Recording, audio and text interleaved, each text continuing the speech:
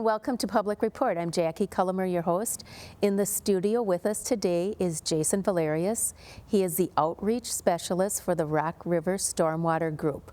Our issue for this segment is environment, and our topic is municipal and public protection of the Rock River.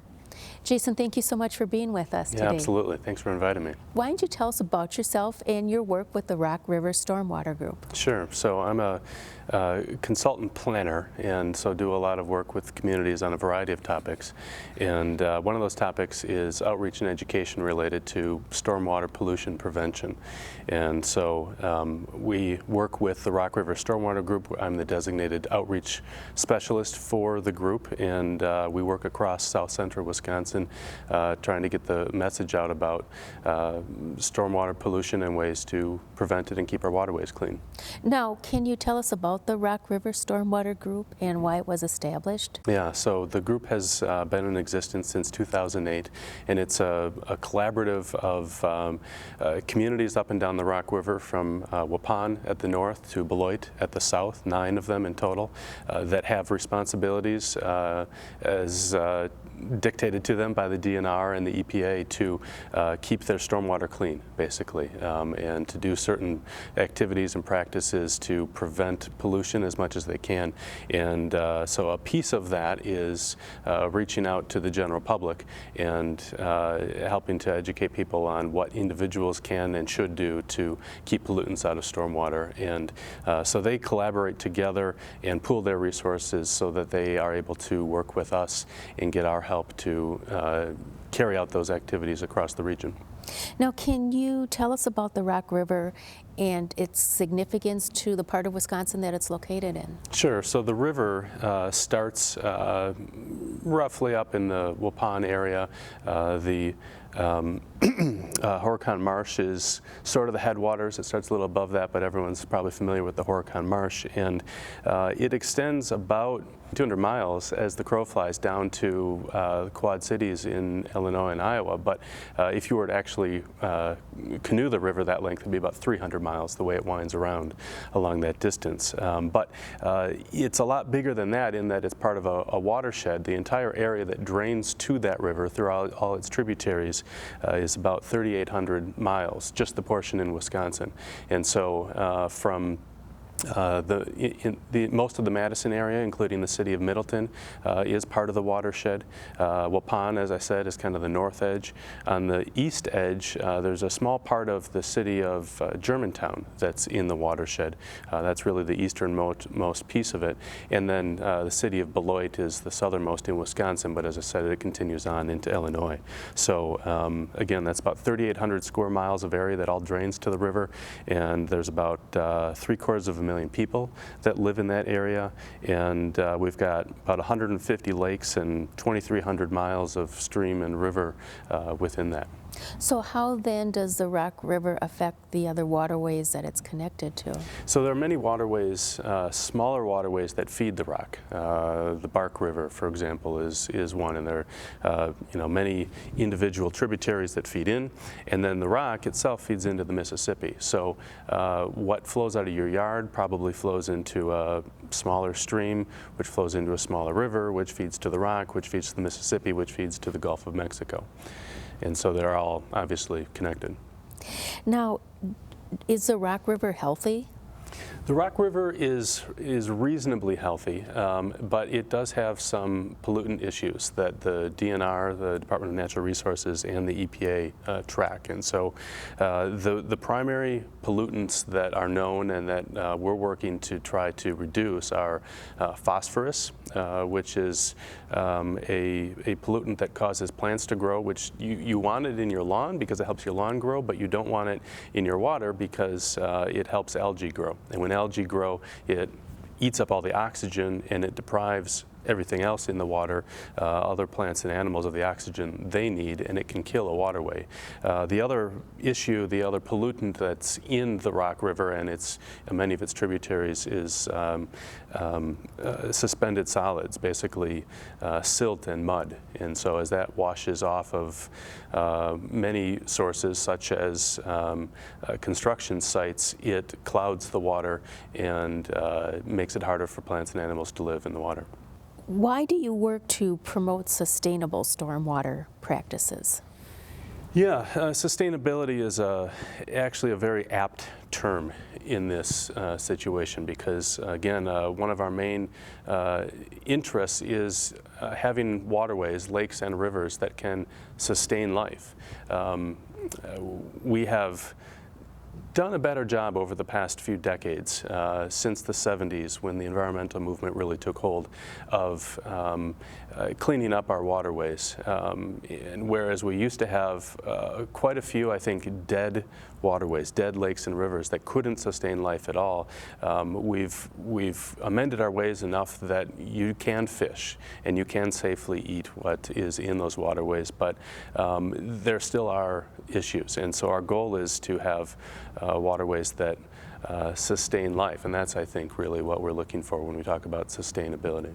There are a number of municipalities and organizations that are part of the Rock River Stormwater Group. So why do municipalities become part of this? The word we throw around, or the term we throw around, is MS4, which is a bit of jargon that means Municipal Separate Storm Sewer. Communities that meet a certain size criteria, meaning or are sufficiently urban, so they're part of an urban area, or they have 10,000 residents, or in some cases they've just been designated as such by the DNR. They are identified as an MS4 permittee, meaning they have to have this permit with the DNR, and once they're designated as such, there's certain things they have to do. They have to adopt ordinances that help them control construction site erosion, for example, adopt ordinances that, there are a couple of ordinances that the DNR is looking for, and they also need to do outreach. They need to control and manage their own facilities, so like their public works yard, they need to be certain that they're managing what happens on their public works yard so that the pollutants are minimized. And if you are an MS4, you have to be doing outreach, and you probably have some motivation to be part of the Rock River Stormwater Group, but that isn't to say that it's a necessary criteria. If a community said, hey, we want to be part of this because we want our residents to benefit from this outreach, the group would certainly welcome more partners. Now, outreach, what does that mean? Yeah, it means a variety of things. Ultimately, we're trying to connect with people any way we can to inform them about the things they really should be doing, the things they can do to affect the health of the river. And so sometimes that's doing this, recording and broadcasting on TV and radio. Sometimes it is publishing information in the paper, a flyer in the newspaper. Sometimes it is going out and doing outreach in the schools. So we have programs where we go out and we meet with classrooms, and we have some cool models that we can share with the kids that get them to understand how stormwater affects waterway health. Now, what role do municipalities have in making sure construction sites are adhering to erosion control policies? Yeah, construction sites are really one of the big potential sources of pollution, in that you're going to build a building, you've got to tear away all the existing dirt, you pile it up, you dig your foundation, and while everything is disturbed, you get a big storm, and it's very easy for a lot of that loose dirt to be washed away, and that can very quickly find its way into the waterway. And so you have both the suspended material in the water, you also have mud that goes down over the plants.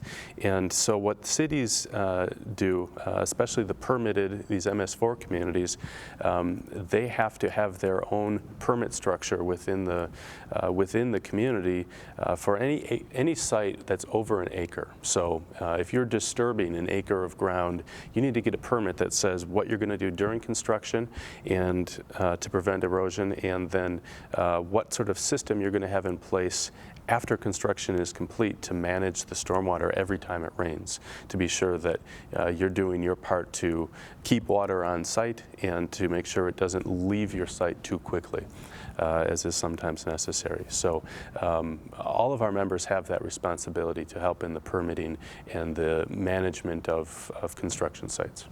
So why should citizens be aware of public policies that affect the Rock River and their communities? Sure, I think some people are probably under the impression that this is something the city does and they're taking care of it because they have to.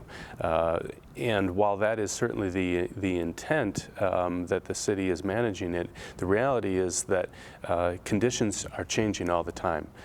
With construction in particular, you've got the project evolving, and more importantly, you have storm events that occur. And so especially with regard to the construction site management, routine inspections are really important.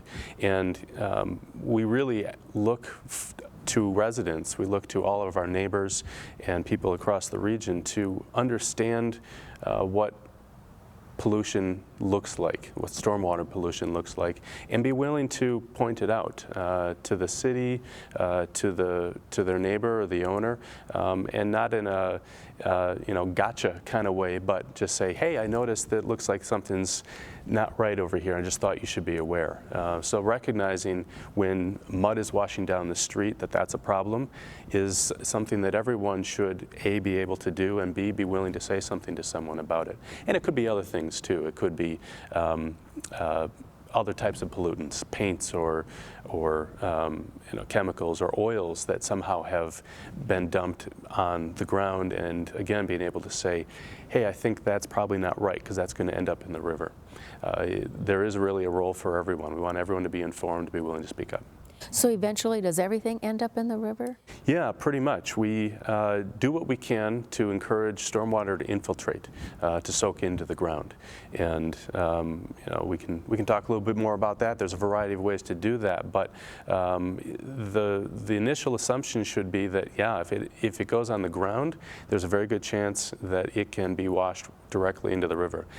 If it's on a hard surface like the street, almost certainly that's going to end up in the river or a lake, whatever this local stormwater system drains out to. If it's on the street, you can assume it's going to end up in the waterway. Are there things citizens can do to support the community at large? Yeah, absolutely. Policy matters are sometimes dictated by the state, but in other cases it's a matter of local choice.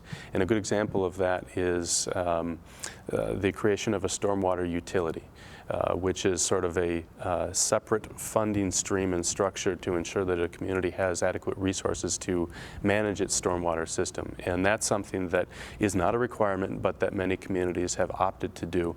But today, the way state law is now, to set that up, you really need to get the community to approve it through referendum. And so that's one example of a way that community members really have to speak up. Being willing to show up at a meeting or maybe call the Department of Public Works to let people know about something you've seen is all part of the picture of community members indicating that it's an important issue to them. So do you believe that an educated community goes a long way in protecting the Rock River?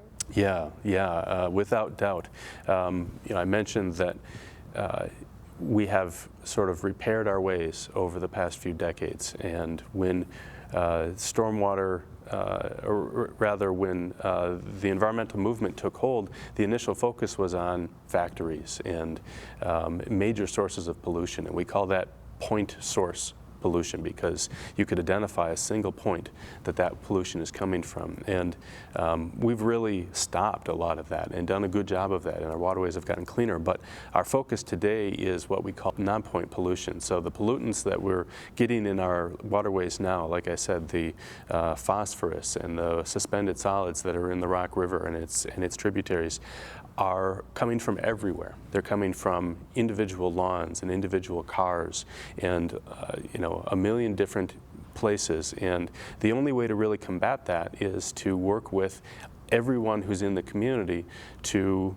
have to get their help to change how we all behave, because that's what it takes. That's the only way we can really continue to improve the health of our waterways.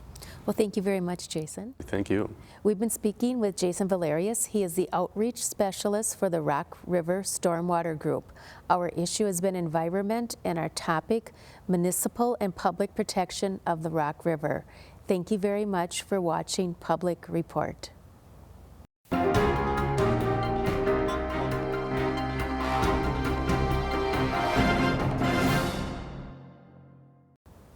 Hello and welcome to Public Report. I'm Jackie Cullimer, your host. In the studio with us today is Jason Valerius. He is the Outreach Specialist for the Rock River Stormwater Group. Our issue for this segment is environment, and our topic is personal responsibility for the Rock River. Well, Jason, thank you so much for being our guest today. Yeah, thank you for having me. Would you like to tell us about yourself and your position as the Outreach Specialist for the Rock River Stormwater Group? Yeah, so I'm a consultant community planner, and so do a variety of work with planning and working with communities. And one of those pieces is our work with the Rock River Stormwater Group. We do outreach and education, helping to communicate the message about keeping pollutants out of stormwater runoff. Now, can you talk about the Rock River and its significance to the area of Wisconsin it's located in? Yep, the river is about 200 miles long from up in the Waupun area to down in Rock Island, Illinois, at the Illinois border where it meets the Mississippi. And if you were to actually canoe it, it would be about 300 miles the way it winds around. But that's selling a little short in that that river drains an area that is about 3,800 square miles in south central Wisconsin, just the portion in Wisconsin. So from Middleton on the west to a little tiny bit of Germantown on the east, and from Waupun at the north down to Beloit at the south. So there are a lot of people, about 750,000 people who live in that area, and 2,300 miles of streams and river, 150 lakes, and it's a big area, all of which drains down into the rock. I'd like to ask you again about the Rock River Stormwater Group and why it was established. Yeah, so the members of this group are municipalities throughout that area.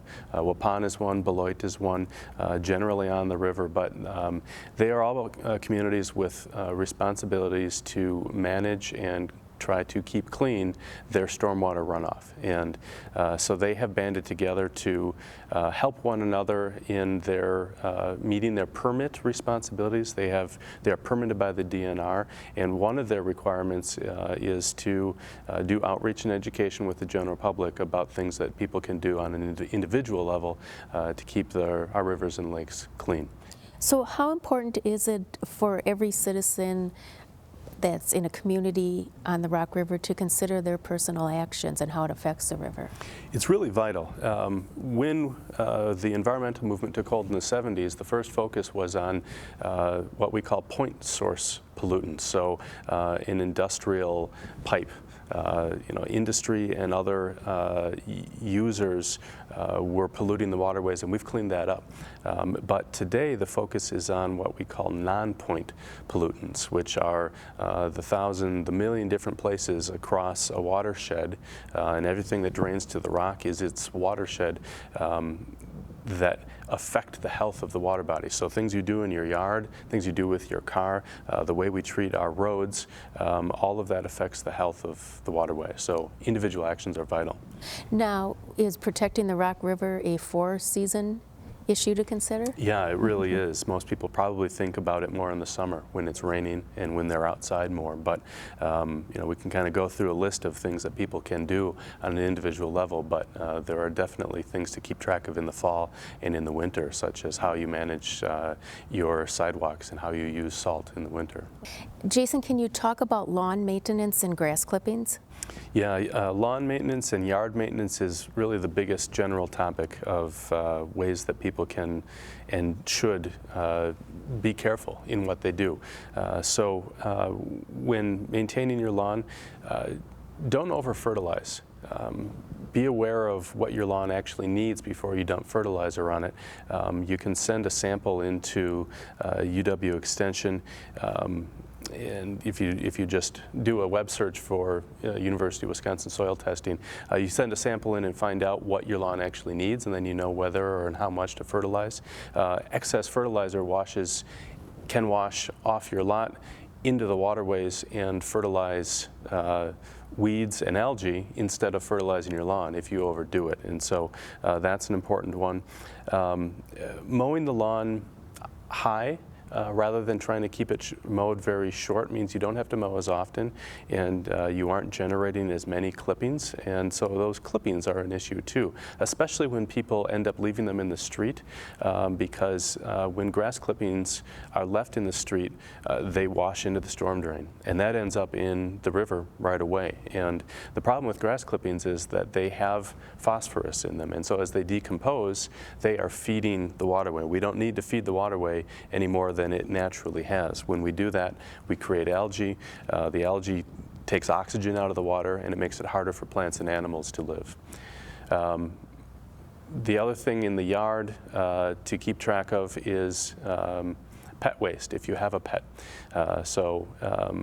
Whether it's in your yard or it's elsewhere, picking up after your pets is about keeping that waste out of our rivers, because ultimately as that washes away, it doesn't just soak into the ground, a lot of it can wash into the waterway, and so it's putting not only nutrients that are going to feed algae and other things we don't want, but also bacteria and other things that are dangerous to other animals and to people.